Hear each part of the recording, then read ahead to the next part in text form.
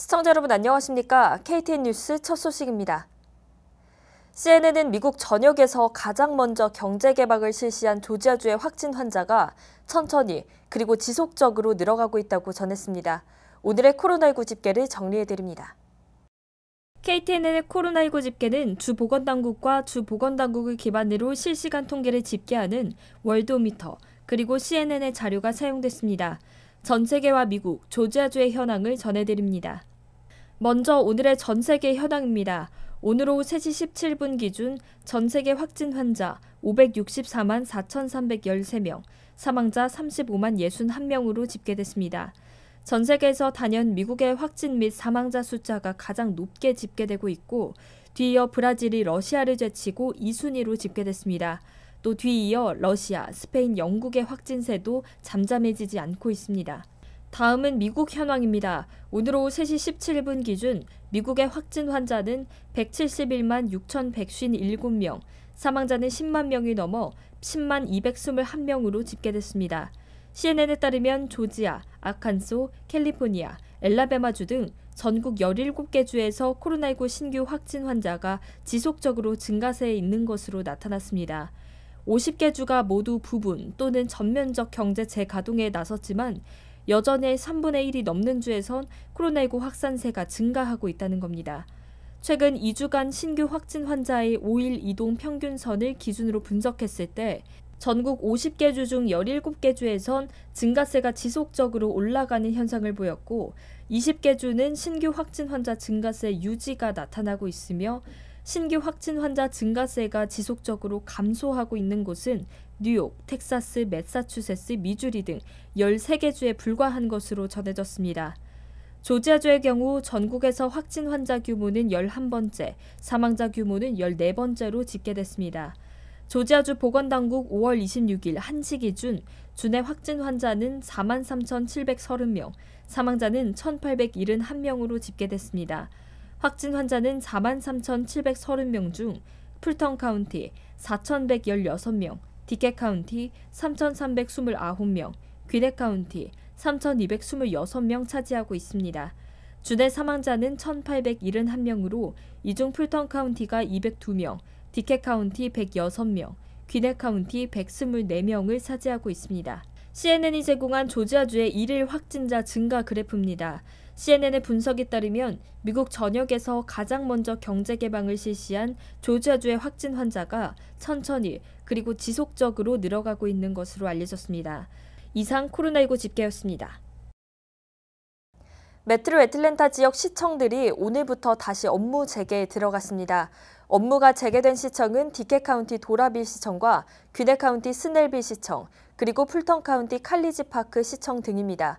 이들 시청 직원들은 마스크를 착용하고 근무하게 됩니다.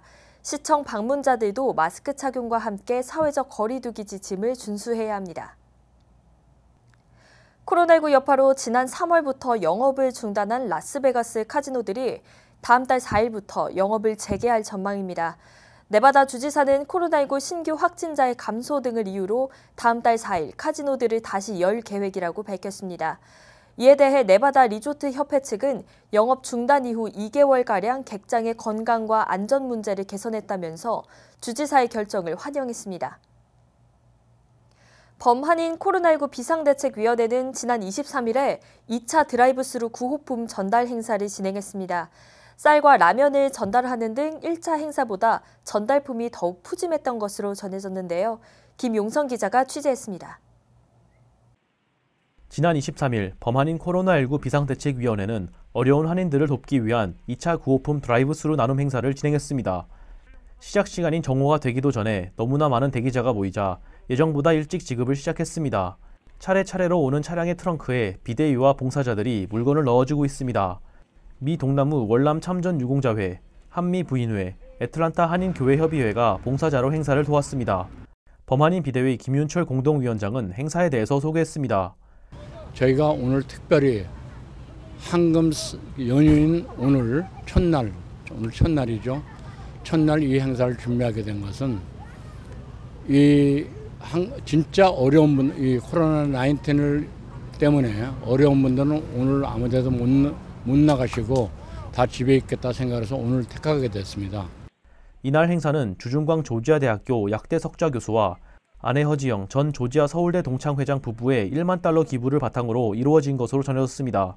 진행 측은 이번 나눔 행사를 통해 지난 행사에서도 지급한 마스크, 손세정제 등의 위생용품을 포함해 쌀과 라면 등을 제공했습니다. 약 300명에게 지급될 만큼 물건이 준비되었던 것으로 전해졌습니다. 이화여대 동문회에서는 간장을 전달한 것으로 알려졌습니다. 구호품 나눔 행사는 2시까지 진행될 예정이었지만 많은 참여로 인해 그보다 일찍 마감을 했습니다. 마감 이후에 한인회관을 찾은 사람들은 아쉽게도 발길을 돌려야 했습니다. 김영일 공동위원장은 범한인 비대위가 앞으로도 나눔을 이어갈 것이라고 밝혔습니다. 어려움을 겪고 있는 우리 동포들에게 조금이나마 도움이 될 수 있도록 우리 비대위에서 최선을 다해서 앞으로도 좀 지속적으로 이런 행사를 할 수 있도록 노력을 하겠습니다. 이용기 공동위원장은 비대위가 앞으로 서류 미비자 등 어려운 사람들을 위해서 현금을 지급하는 방안을 논의 중이라고 밝혔습니다. 더 우리 교포 동포들에게 필요한 것을 저희가 해서 저희가 실제 돈으로 약간의 그 필요한 그 패스포트만 있으면은 또는 유틸리티 뭐 whatever 그것만 있으면 저희가 그 방향으로 하려고 비대위 우리 세 분 회장님께서 그렇게 결정을 거의 한 것 같습니다. 정확한 금액이나 지급 방법에 대해서는 아직 정해지지 않은 것으로 전해졌습니다. KTN 뉴스 김용성입니다. 흥사단 미 동남부지회 김학규 지회장은 메모리얼 데이를 맞아 둘루스 다운타운 인근에 설치된 십자가 비목 가운데 코리안이라고 적혀있는 비목을 찾아 태극기를 꽂았습니다. 김 회장은 한국전 참전 미군 전몰 용사들을 추모하고 감사함을 전달하는 의미라고 소개했습니다. 스티븐 기자입니다.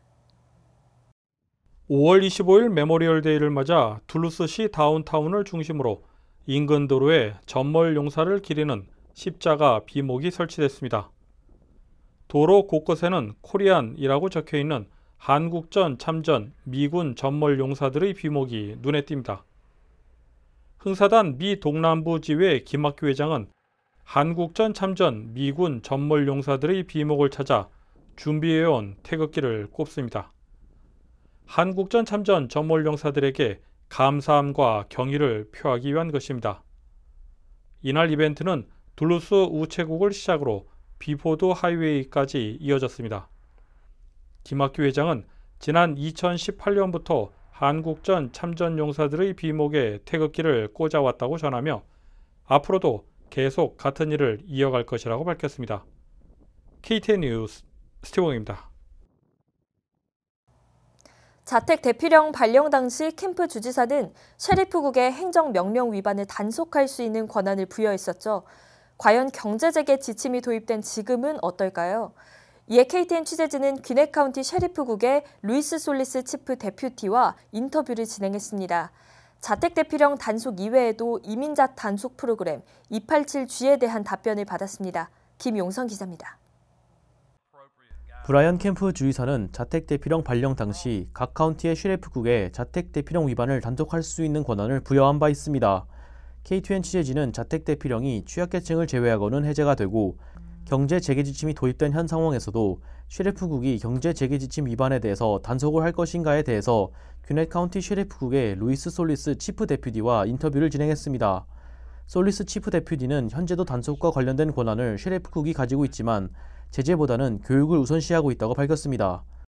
What we're doing is what the sheriff has told us is to make sure that we educate the people and we tell them, hey, these are the things that you need to make sure you do, and also, make sure we warn them that, hey, this is it's a serious virus. 솔리스 치프 데퓨티는 아직까지 제재를 할 만큼 심한 경우는 없었고 앞으로도 없길 바란다고 밝혔습니다. KTN 취재진은 또한 논란이 되고 있는 연방 불법 이민자 단속 프로그램 287G에 대해서 질문했습니다. 287G는 지정된 법 집행기관에 이민 단속 관련 권한을 부여하는 연방 프로그램으로 범죄를 저지른 이민자에 대한 신원조회, 억류 등의 권한을 부여합니다. 귀넷 카운티 셰리프국은 현재 287G 기관으로 지정되어 있습니다.